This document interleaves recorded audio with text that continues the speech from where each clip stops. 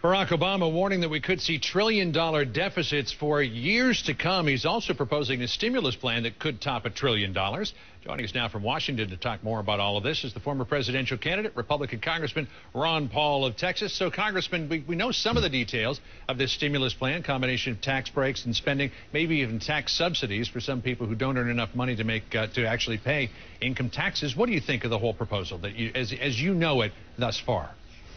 Well, I think it's just more of the same. It's more spending and more debt, and I don't think it'll solve the problem. It's turning the spending responsibilities over to government rather than individuals, and that's not the way you make an economy work. That's what we've been trying to do for years, and we've accelerated that in the last year.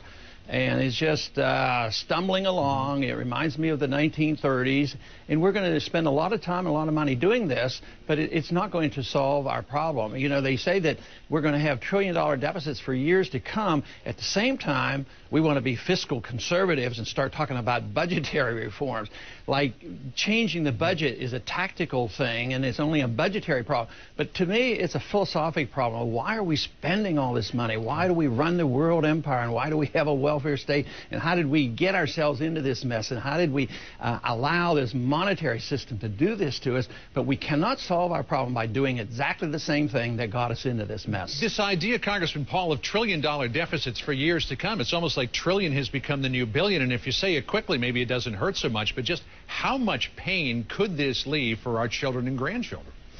Well, you know, we talk about that a lot, and we should, but I'm afraid that this generation is going to suffer because I think the confidence eventually will be lost. You know, if $2 trillion a year budget doesn't seem to quite work, and that's the tactic, why not have a $4 trillion?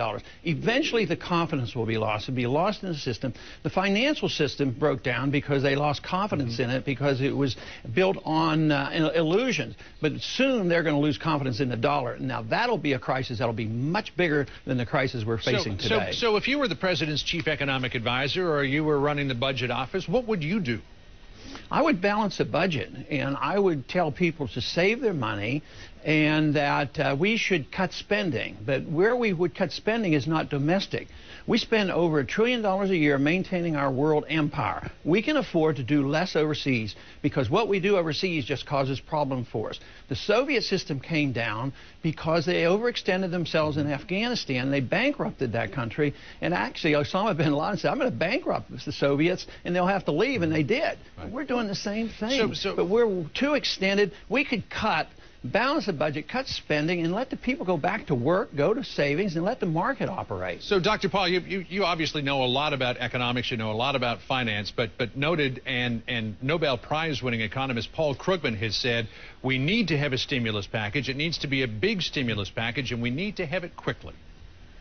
Well, yeah, he comes from a different view, but I doubt if he ever read Austrian economics. I don't even know if he knows who Mises is and Hayek and Rothbard, the people who talked about free market. He's not a free market person. Matter of fact, we haven't had free market policies in this country for a long, long time because once you have a Federal Reserve System, they are the central economic planners. They manipulate the economy by artificially lowering interest rates. So the economists you hear from in our universities and from Washington, D.C. are all interventionists. They're liberals. They're Keynesians. So if they're still winning the Nobel Prize for economics, then we're in serious trouble. But fortunately for us, there are a lot more people in this country who are waking up to the fact that the culprit is really the Federal Reserve, the monetary system, and this spendthrift Congress that we have and government. And once that's realized and we have enough people, it will change because we can't continue to do what we're doing now. Well, something has to give. Yeah, there's no question that this idea of running multi-year trillion-dollar deficits is more than just a little shocking. Congressman Ron Paul, it's always good to talk to you. Thanks for coming in this morning. We'll see you again soon. Thank you very much. If this were a dictatorship, it'd be a heck of a lot easier. Just so long as I'm the dictator.